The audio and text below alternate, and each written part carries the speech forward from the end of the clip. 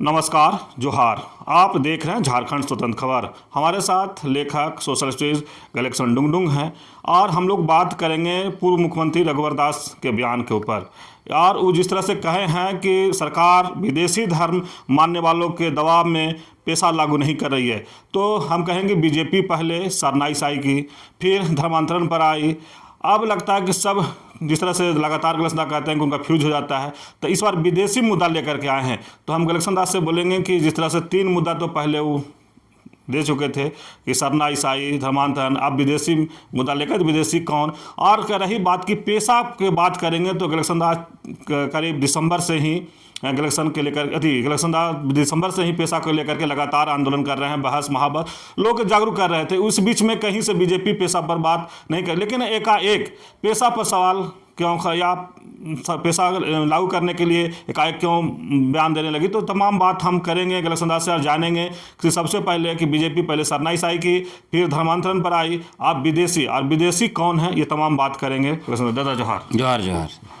रघुवर दास का बयान जो है कि सरकारी विदेशी धर्म मानने वाले लोगों के दबाव में पेशा लागू नहीं हो रहा है, ये कौन विदेशी है? देखिए, जो आपने कहा कि भाजपा पहले सरना ईसाई किया, धर्मांतरण को मुद्दा बनाया, ईसाई मिशनरी का राग आलाप कर आदिवासियों को मुर्गा लड़ाई किया। इधर सरना आदिवासी, इधर ईसाई आदिवासी, दोनों मुर्गा लड़ाई करते रहे और 16 साल तक इन्होंने सत्ता का मजा लिया और हम आदिवासियों की जल जंगल जमीन को, खनिज संपदा को पूंजीपतियों को सौंपते रहे और आदिवासियों को हमारी मूल आदिवासी पहचान को समाप्त करते हुए वनवासी बनाने की कोशिश की और सरना धार्मिक पहचान को निस्तनभूत करते हुए सनातन बनाने की कोशिश की। यही ये लोग करते रहे।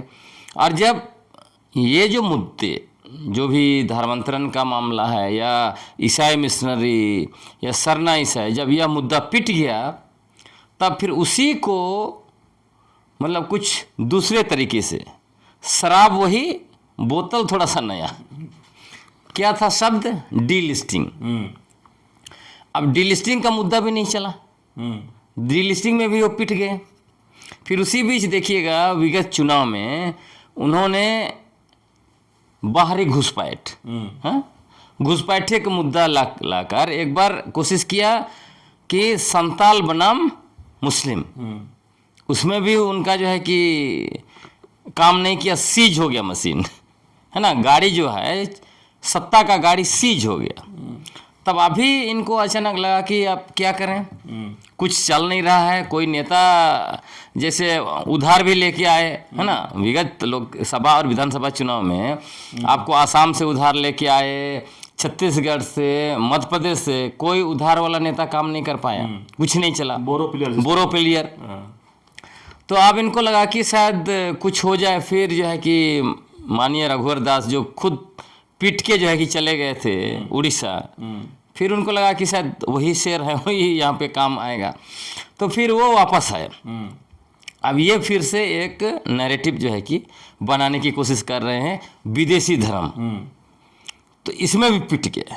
पिट कैसे गए आप सोचिए कि देखिए कि बीजेपी के जितने भी बड़े नेता, राज्य के बड़े नेता से राष्ट्रीय जितने बड़े नेता, देखिए उनके बच्चे विदेशों में पढ़ते हैं, विदेशी भाषा अंग्रेजी बोलते हैं, बड़े बड़े यूनिवर्सिटी में विदेश में नौकरी करते हैं।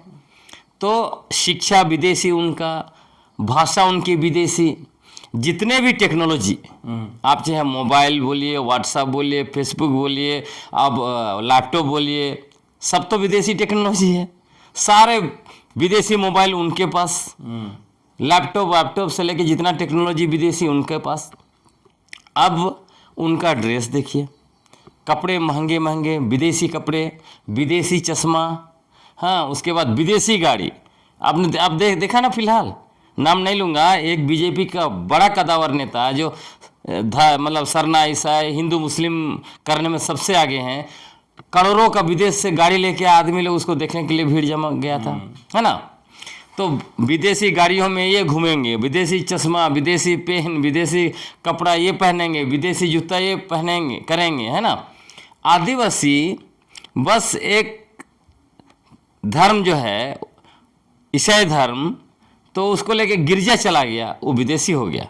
और ये लोग सब कुछ विदेश का यूज करेंगे तभी दिक्कत नहीं है। जैसे पिछले दिनों मतलब इसी सप्ताह देखिए, देश के प्रधानमंत्री माननीय नरेंद्र मोदी, क्या उन्होंने कहा, पहले तो खूब ये कहे थे made in India, made in India, सब कुछ इंडिया में बन रहा है, एक भी चीज़ विदेशी नहीं बन रहा है।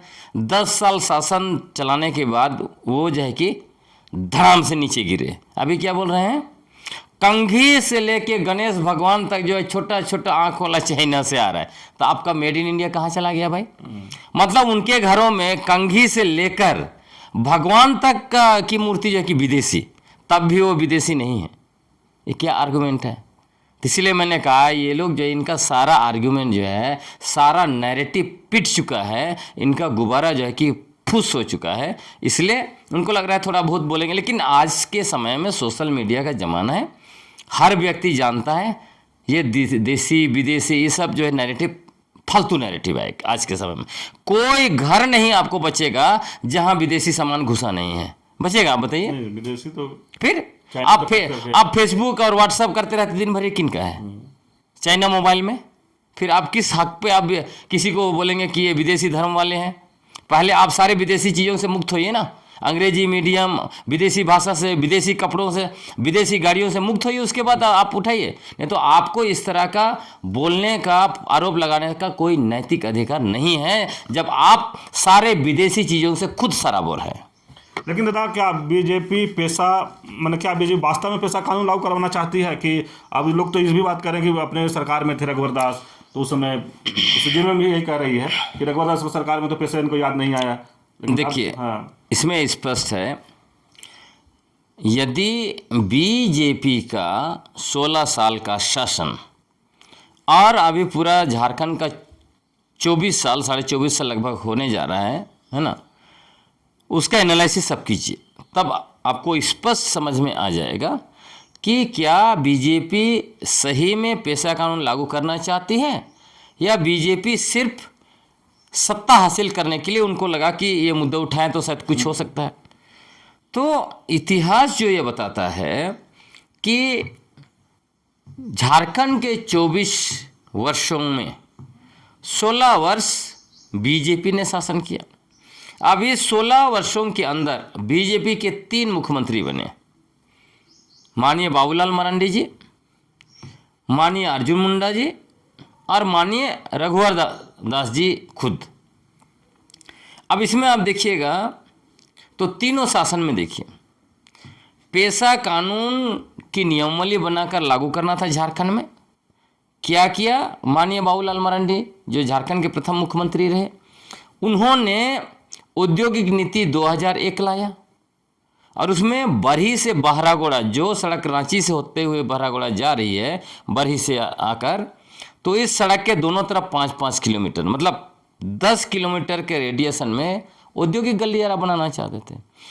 तो ये पेशा कानून लागू कर देते तो ग्राम सभा का बिना अनुमति का तो जमीन नहीं ले सकते थे।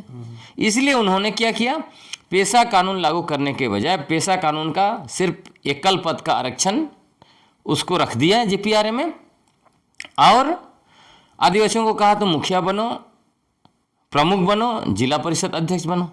और ये भी झारखंड पंचायत राज अधिनियम 2001 असंवैधानिक तरीके से बनाया, संविधान के अनुच्छेद 243M, 244(1) और 254 का उल्लंघन करते हुए। विधानमंडल को अधिकार नहीं था पंचायत का अनुबंध को अनुसूचित क्षेत्र में विस्तार करने का, कैसे इन्होंने बना दिया। दूसरी बात, 5वीं अनुसूची का निर्धारण या पुनर्निर्धारण करने का अधिकार 5वीं अनुसूची पैरा 6(2) के तहत महामहिम राष्ट्रपति को है। वही अनुसूचित क्षेत्र को छोटा कर सकते हैं या विस्तार कर सकते हैं। लेकिन विधानसभा में कानून बनाकर उन्होंने जेपीआरए सेक्शन 1(2) में क्या डाला, जहां नगर पालिका लागू होगा वहां पेशा मतलब जेपीआरए लागू नहीं होगा, मतलब ये जेपीआरए और नगर पालिका कानून दोनों असंवैधानिक तरीके से लागू है, उसके द्वारा हमारा अनुसूचित क्षेत्र को खा गए ये लोग, है ना। तो बाबूलाल मरांडी जी ने ये किया, पेशा पर कभी एक शब्द जिंदगी में नहीं बोला। आइए अब यहाँ पर अर्जुन मुंडा साहब क्या किया, पूंजीपतियों को लाने के लिए नेहरू से भी ज़्यादा एमओयू वही किए, और नगर पालिका कानून 2011 में असंवैधानिक तरीके से फिर थोप दिया। संविधान के अनुच्छेद 243 ZC1 क्या कहता है, नगर पालिका का व्यवस्था अनुसूचित क्षेत्र में नहीं हो सकता। कैसे आपने थोप दिया, और इसके द्वारा डबल टैक्स, होल्डिंग टैक्स और जो है कि जमीन बचा उसका जो है कि रेवेन्यू विभाग को टैक्स दीजिए, है ना। और नगर पालिका कानून के द्वारा जो अनुसूचित क्षेत्र को निकल गया, तो असंवैधानिक तरीके से उस राज्य में बीजेपी ने काम किया जिस राज्य का निर्माण अबू अदिसुम अबू अराइज के नारे के बदौलत बनना। यहाँ पर अबू अदिसुम अबू अराइज का मतलब स्वशासन व्यवस्था जहाँ पर होना था, वहाँ पर भाजपा नेता बाबूलाल मरांडी ने गांधी जी का पंचायत व्यवस्था थोप दिया आदिवासियों के ऊपर। यह एक तरह से जो ताबूत रखा हुआ है, स्वशासन का ताबूत में आखिरी कील ठोकने का काम माननीय बाबूलाल मरांडी जी ने किया है। उन्होंने गांधी जी का व्यवस्था हम पुरखों की पारंपरिक स्वशासन व्यवस्था पर थोपा। अब आते हैं तीसरा मुख्यमंत्री ने क्या किया। इनके समय में फुल मेजोरिटी मिला था, है ना, 14 से 19। कल मैं सुन रहा था माननीय रघुवर दास जी का बयान, वो क्या बोल रहे थे, स्वशासन स्वशासन स्वशासन, इनको और रूढ़ी प्रथा, है ना, स्वशासन बोल रहे थे, रूढ़ी प्रथा बोल रहे थे, और सरना सरना खूब कर रहे थे। यदि इनको हम आदिवासियों की, हमारे पुरखों की स्वशासन व्यवस्था के बारे में इतनी चिंता है, आदिवासियों की रूढ़ी प्रथा के बारे में इतनी चिंता है, सरना आदिवासियों के बारे में इतनी चिंता है, तो इनसे सवाल पूछा जाना चाहिए कि इन्होंने लैंड बैंक क्यों बनाया, ग्राम सभाओं के अधिकार को छीनकर लैंड बैंक बनाया, और ग्राम सभाओं की 21 लाख एकड़ जमीन को लैंड बैंक में डाल दिया, है ना। दूसरी बात, जो आदिवासी हाथू मुंडाओं के नेतृत्व में पत्थलगड़ी कर रहे थे, कह रहे थे कि ये इलाके जो है हमारे हैं, ये गांव का सीमाना हमारा है, यहाँ हाथू मुंडा को पूछ के आइए। जब ये रूढ़ी प्रथा की बात करते हैं तो हाथू मुंडा तो हमारा रूढ़ी प्रथा वाले थे, तो क्यों जो है कि इन लोगों पर 11,102 लोगों पर देशद्रोह का मुकदमा डाला और 115 लोगों को जेल के अंदर डाला। ये किसने किया, माननीय रघुवर दास जी ने किया। उसके बाद ये बहुत सरना सरना कहते हैं, ऐसे दिखाते हैं कि सरना आदिवासियों के वो हितैषी हैं, लेकिन खूंटी जिला का ही मैंने रिसर्च किया। खूंटी जिला में देखिए 541 सरना स्थल का 488 एकड़ जमीन को लैंड बैंक में डाला। पूरा झारखंड का आप देखेंगे तो यहाँ का सरना, मसना, देसौली, जहरथन सबको लैंड बैंक में डाला है। तो भाई ये रूढ़ी प्रथा, परंपरा, सरना आदिवासियों के अधिकार, ये सबको बात करने का इनका कोई अधिकार है क्या। इन्होंने क्या किया, जब सत्ता में थे कहा था कि सरना आदिवासियों को हम सरना कोड देंगे, इन्होंने सरना कोड नहीं दिया, इन्होंने सरना आदिवासियों को धोखा दिया। किस अधिकार के साथ अभी सरना ईसाई का बात कर रहे हैं, किस अधिकार के तहत ये जो कह रहे हैं हम रूढ़ी प्रथा को जो है कि मिलना चाहिए, और इनको पेशा कानून की जानकारी भी नहीं है। कहने कि पेशा कानून लागू होगा तो रूढ़ी प्रथा वालों को अधिकार मिलेगा और जो विदेशी धर्म मानते हैं वो बाहर निकल जाएंगे, यही उन्होंने कहा ना।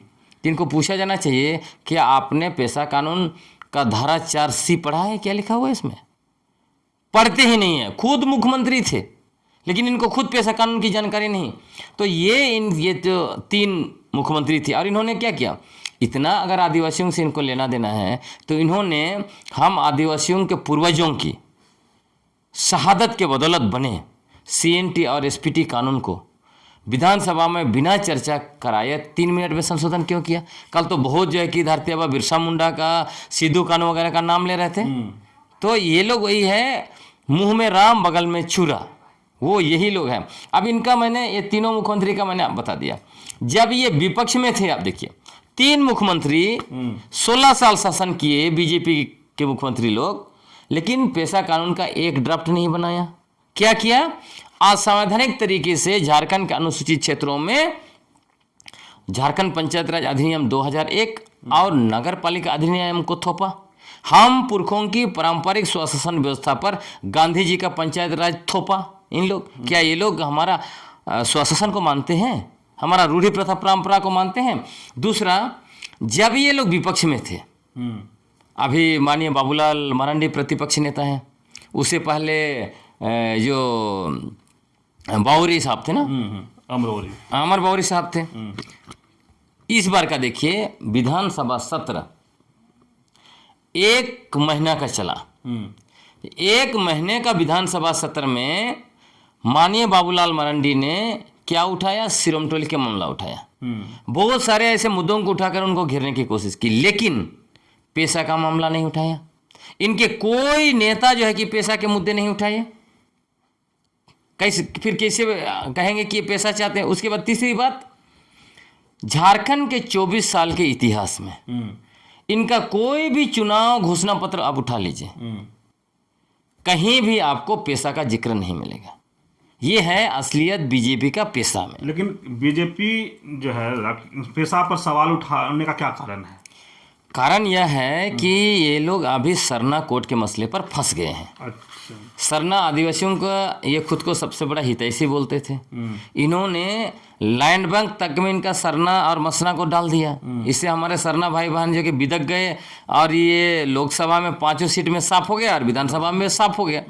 तब इनको एक बार लग रहा है कि विदेशी धर्म बोलेंगे तो ये लोग हमारे तरफ आएंगे और ठगने के लिए फिर से पेशा का राग अलाप रहे हैं। अब मसलन ये है कि झारखंड विधानसभा से जो है सरना कोड पारित करके माननीय मुख्यमंत्री हेमंत सोरेन की सरकार ने केंद्र को भेज दिया। अब ये केंद्र के पाले में है। अब केंद्र सरना कोड दे नहीं सकता है। क्यों नहीं दे सकता? क्योंकि आरएसएस आदिवासियों को हिंदू बनाना चाहता है।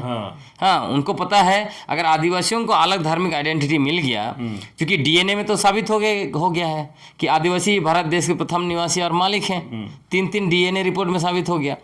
अब इनको अलग धर्म कोड भी मिल जाएगा, तब तो हिंदू फोल्ड से बाहर आ जाएंगे। तब क्या होगा? बीजेपी के लिए मुश्किल होगा हिंदू राष्ट्र का सपना। तो इसीलिए ये चाहते हैं कि इनको सरना कोड ना मिले। और अभी सरना ईसाई विदेशी बोलेंगे तो सरना कोड का मसला जो है कि ठंडा बस्ता में जाएगा। हाँ, लेकिन हेमंत सरकार पर एक और रघुवर दास बयान दिए हैं कि हेमंत सरकार जो है कौन विदेशी ताकत के सामने घुटने टेक दिए हैं। देखिए, ऐसे लोग बयान ऐसे इसलिए देते हैं क्योंकि ये खुद भी पूंजीपतियों के सामने घुटना टेके। मानिए रघुवर दास जी या फिर बाबूलाल मरांडी जी हो या फिर ये अर्जुन मुंडा साहब हो, बीजेपी की तीनों मुख्यमंत्रियों ने घुटना टेका ना। जैसे शुरू में ही मैंने कहा कि मानिए बाबूलाल मरांडी औद्योगिक नीति लेके आए, बरही से बहरागोड़ा तक सड़क के किनारे 5-5 किलोमीटर। फिर 2016 में उसी को 12 में फिर अर्जुन मुंडा ने उसको जो है कि फिर से बनाया, ये क्या बोलते हैं कि औद्योगिक नीति। और फिर वही उन्होंने सबसे ज़्यादा एमओयू किया। मैंने आपको कहा लंदन जाके मित्तल जैसे कंपनी को लाकर खूंटी का 25,000 एकड़ ज़मीन दे रहे थे। मतलब टाटा नगर जैसे फिर से जो कि मुंडा दिसुम को मित्तल नगर बना रहे थे, मुंडा लोग उजड़ जाते। उसके बाद 16 में माननीय रघुवर दास जी ने फिर इसको संशोधन किया और क्या किया, इसमें जो 5-5 किलोमीटर था उसको 25-25 किलोमीटर बना दिया। मतलब 5 गुना। मतलब कोडरमा से रांची होते हुए बहरागोड़ा जो सड़क जा रही है उसके 4 लेन के दोनों तरफ 25-25 किलोमीटर में औद्योगिक गलियारा बनाएंगे। और रांची से पतरातू वहाँ भी दोनों सड़क के दोनों तरफ 25-25 किलोमीटर का दायरा को लेंगे औद्योगिक गलियारा। इसीलिए इन्होंने क्या किया, उसके बाद हाथी उड़ाया। आपको याद है ना, दुनिया भर के पूंजीपतियों को लेकर 11,000 पूंजीपति आए, लगभग 210 एमओयू हुआ। हाथी उड़ाया इन लोगों ने। हाथी उड़ता नहीं है, प्रकृति के खिलाफ हाथी उड़ाया। उसके बाद भी जो है कि कुछ हुआ नहीं। सीएनटी एसपीटी जैसे कानून को किसके सामने घुटने टेक कर उन्होंने चेंज किया? पूंजीपतियों के सामने घुटना टेका ना। जब सरना आदिवासियों का पवित्र सरना स्थल और जाहिर थान तक को जो है कि देशवाली को डाल दिया ये लैंड बैंक में, तो पूंजीपतियों के सामने घुटने टेका ना। तो ये खुद ही जो है कि पूंजीपतियों के सामने घुटने टेके और टेकते रहते हैं, इसीलिए ये कह रहे हैं कि ये हेमंत सोरेन किसके सामने घुटना टेका।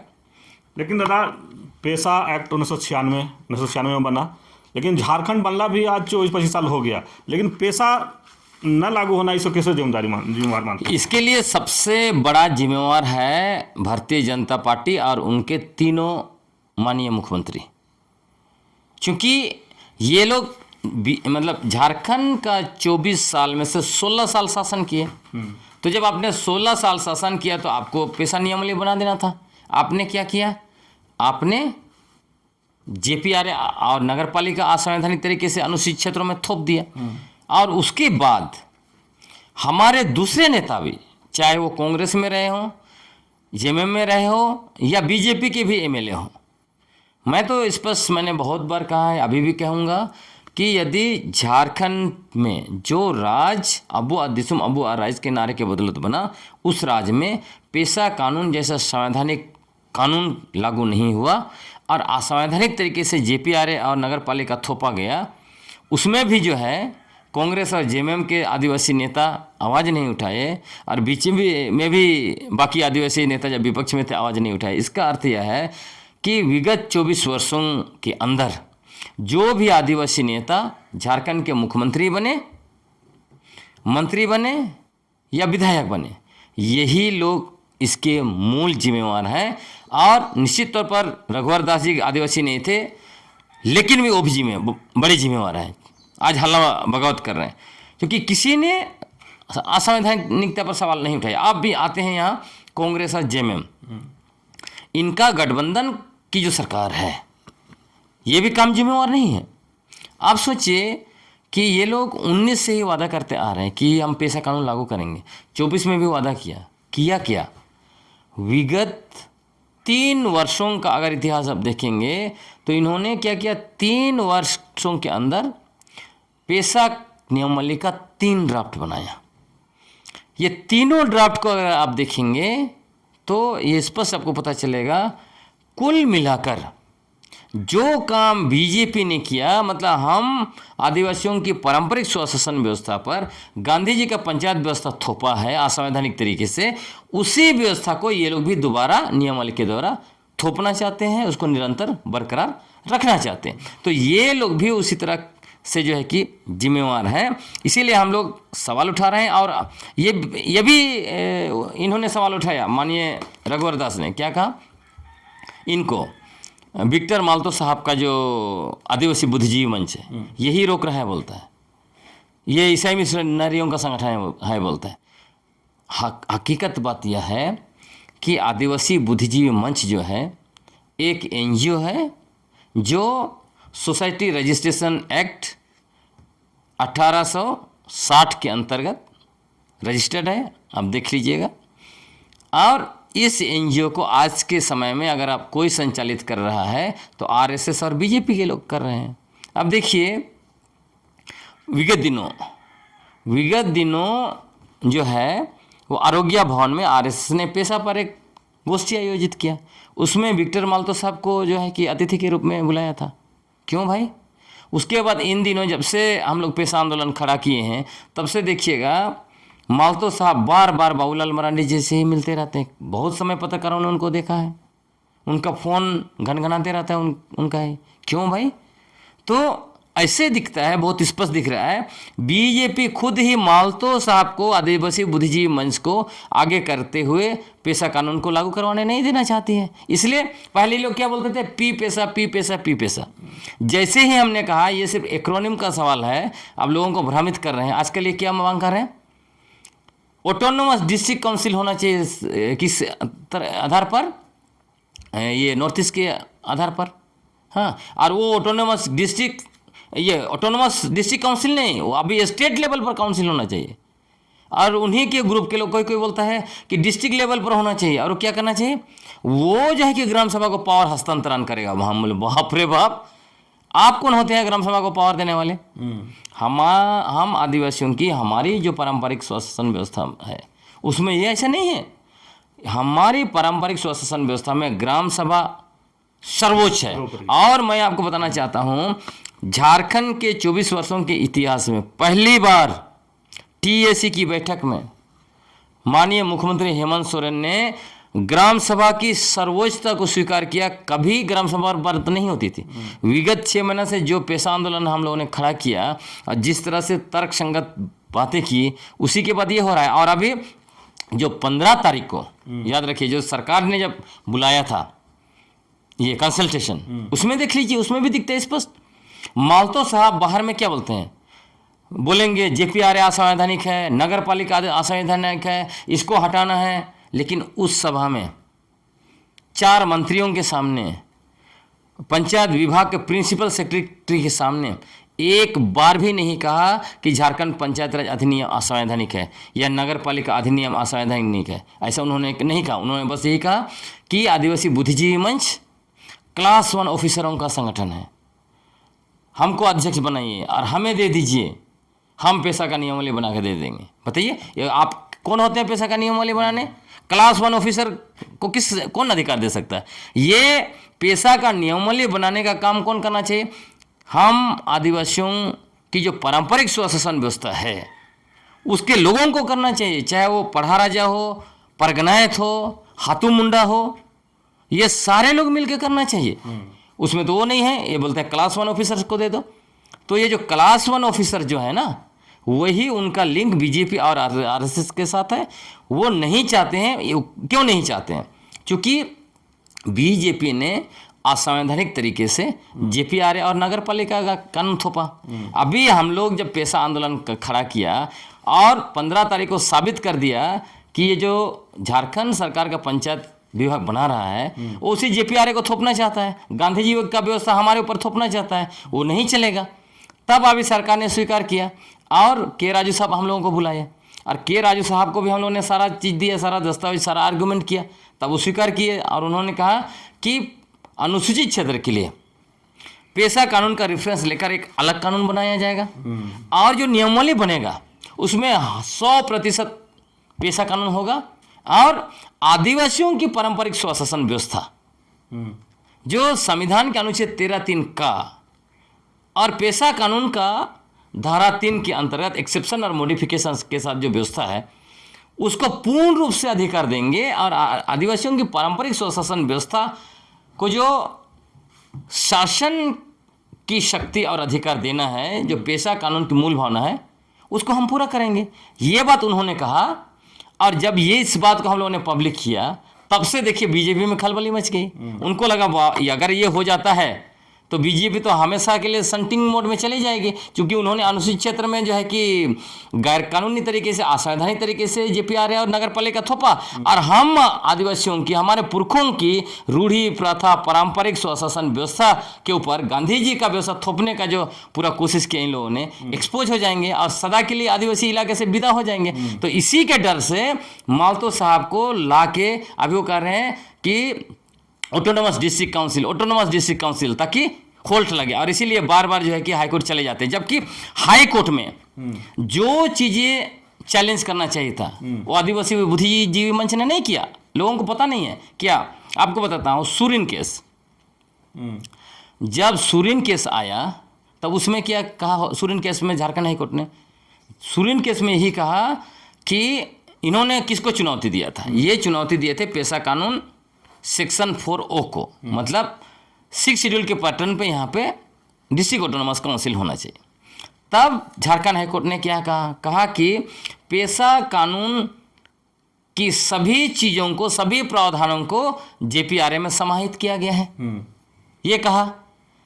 तब इसको चैलेंज करने के बजाय क्या चैलेंज करना चाहते, इनको चैलेंज करना चाहिए था। जब हाईकोर्ट कह रहा है, झारखंड हाईकोर्ट ने कहा पेशा कानून को पूर्ण रूप से जेपीआरए में समाहित किया गया है और वहाँ कायदे से देखिएगा तो 10 मूल अधिकार दिए ही नहीं गए जेपीआरए में, जैसे भूमि अधिग्रहण से पूर्व ग्राम सभा की सहमति है ना, शराब खरीद बिक्री अनुसूचित क्षेत्र में उससे पूर्व ग्राम सभा की सहमति, एनजीओ पर नियंत्रण है ना, उसके बाद लघु खनिज बालू हुआ, मोरम हुआ, उस पर अधिकार, आपका वनोपज पर अधिकार है ना, आदिवासी जमीन खरीद बिक्री पूर्व ग्राम सभा से अनुमति, उसके बाद आदिवासी जमीन की वापसी, ऐसे 10 ऐसे अधिकार हैं जो जेपीआरए में दिया नहीं। उसके बावजूद झारखंड हाईकोर्ट ने कहा कि जेपीआरए में पेशा के सभी चीज समाहित किए गए हैं। तब इसको जो है माल्तो साहब को चैलेंज करना चाहिए था सुप्रीम कोर्ट में कि कैसे हाईकोर्ट ने कहा दिया कि सभी चीज उसमें समाहित किया गया है। उसको ना चैलेंज करते हुए उन्होंने क्या किया, सुप्रीम कोर्ट में 4G के तहत अलग से कानून बनाने की मांग की। जब कानून ऑलरेडी बना है तो आप अलग से कानून बनाने की मांग कर रहे हैं, इसलिए सुप्रीम कोर्ट ने खारिज कर दिया। अब रघुवर दास जी इसी को बोलते हैं कि सुप्रीम कोर्ट ने खारिज किया। आप जब मुख्यमंत्री थे आपने क्यों आदिवासियों के हितों में खड़ा होकर सुप्रीम कोर्ट में चैलेंज नहीं किया इसको? क्योंकि सरकार है, सरकार तो आदिवासियों के साथ होना चाहिए ना। तो आपने चैलेंज नहीं किया और आप कह रहे सुप्रीम कोर्ट ने ओके कर दिया, तो आप तो आदिवासियों के साथ जो है कि धोखा दिए। जब झारखंड हाईकोर्ट ने, जैसे पेशा वाला मामला में हाईकोर्ट ने वही कहा था, पेशा का सेक्शन 4G जो है असंवैधानिक है। राकेश कुमार बनाम यूनियन ऑफ इंडिया में यही कहा था ना। फिर उसको तो उस समय की सरकार ने चैलेंज किया तो आदिवासियों के हक में आया, लेकिन आपने चैलेंज नहीं किया। इसका मतलब आप आदिवासी विरोधी तभी ना। और इसको ना करते हुए ये लोग सिर्फ क्रेडिट लेने के लिए, और इसी में भी बाद में और एक बताता हूँ अंतिम में, जब झारखंड हाईकोर्ट ने जो 29 जुलाई 2024 को आदेश दिया झारखंड सरकार को नियमावली बनाने के लिए, इसका पहला पिटिशनर कौन था? रॉबर्ट मिंज साहब और वाल्टर कन्वेलन साहब। उन्होंने किसको चैलेंज किया था? चैलेंज किया था जेपीआरए की वैलिडिटी को लेकर, जेपीआरए की संवैधानिकता को लेकर चुनौती दिया था। और इस मामले पर बाद में बुद्धिजीवी मंच जबरदस्ती वहां पे जो है कि अड़ंगा लगाने घुस गया। हाँ, उसकी वजह से ये केस डाइवर्ट हो गया। नहीं तो इसमें जो चैलेंज किया गया था, और उसमें मैं बताता हूँ झारखंड सरकार के महाधिवक्ता क्या कहा हाईकोर्ट में, उन्होंने कहा कि इसको सुनने की जरूरत नहीं है क्योंकि सुप्रीम कोर्ट इसमें तय कर चुका है, हाईकोर्ट तय कर चुका है। उसके बावजूद जब ऑर्डर आया 29 जुलाई को तो झारखंड हाईकोर्ट ने क्या कहा, उसमें पैरा 12 देखिए, कहा कि झारखंड पंचायत राज अधिनियम पेशा कानून के अनुरूप नहीं है, इसीलिए इस पिटीशन को एडमिट किया गया है। समझ रहे हैं ना? तो इसमें भी जो है, तो इसीलिए मैं कह रहा हूँ कि कहीं ना कहीं जो माननीय रघुवर दास जी आरोप लगा रहे हैं कि हेमंत सरकार जो है वो मिशनरियों के सामने घुटना टेक दिया, या फिर मिशनरी इसको, मिशनरी तो नहीं भी बोल रहे हैं, विदेशी धर्म मानने वाले इसको रोक लगा रहे हैं, ये बिल्कुल भी मतलब बेकार का फर्जी आरोप है। हकीकत यह है बीजेपी नहीं चाहती है झारखंड के अनुसूचित क्षेत्रों में पेशा कानून लागू करवाना, इसीलिए ये अभी जो है आदिवासी बुद्धिजीवी मंच के थ्रू उनके लीडर माल्तो साहब को पकड़ के जो कि सारे चीज़ों को रोकवाना चाहते हैं ताकि 29 का चुनाव में इनको फायदा मिले। ये नैरेटिव बनाएंगे कि ये सरकार जो है कि पेशा कानून नहीं लागू की। मूल बात यही है। चलिए, अभी आप सुन रहे थे लेखक सोशल एक्टिविस्ट गैलेक्सन डुंगडुंग की बात, और बहुत विस्तार से हम बात रखें अपना कि रघुवर दास के जो बयान था कि सरकारी विदेशी धर्म मानने वालों के दबाव में पेशा लागू नहीं कर रही है हेमंत सरकार। और जिस तरह से कहे कि जो बीजेपी जो सरना ईसाई धर्मांतरण करते करते जब थक गया तो अब विदेशी पर आई है। विदेशी कौन, उस पर भी बात की है कि जो चर्च चल जाते हैं उनको शायद उनको लगता है कि विदेशी हो जाते हैं, जो गिरजा चल जाते हैं उनको लगता है विदेशी हो जाते हैं। लेकिन जिस तरह से कहे कि इनके बाल बच्चा विदेशों में पढ़ेंगे, इनको बाल बच्चा विदेशी बात बोलेंगे, इनके घर में सब विदेशी चीज़ उपयोग होगा, लेकिन वो विदेशी नहीं होगा। लेकिन अगर आदिवासी गिरजा चल जाता है तो वो विदेशी हो जाता है। लेकिन सबसे बड़ी बात कहे कि पेशा कानून बीजेपी चाहती है कि लागू नहीं हो, इसलिए कि वो आदिवासी बुद्धिजीवी मंच को वही लोग खड़ा करके रखे हैं और कभी कोर्ट जाते हैं, कभी कुछ, कभी इधर उधर के बातों में करके गुमराह करते हैं कि पेशा एक्ट कानून लागू नहीं हो, और 2029 का जब चुनाव हो तो उसमें हमको फायदा मिले और हेमंत सरकार को घेरने का मौका मिले। तो इस तरह खबर को देखने के लिए आप झारखंड स्वतंत्र खबर से जुड़े रहिए। जोहार, नमस्कार।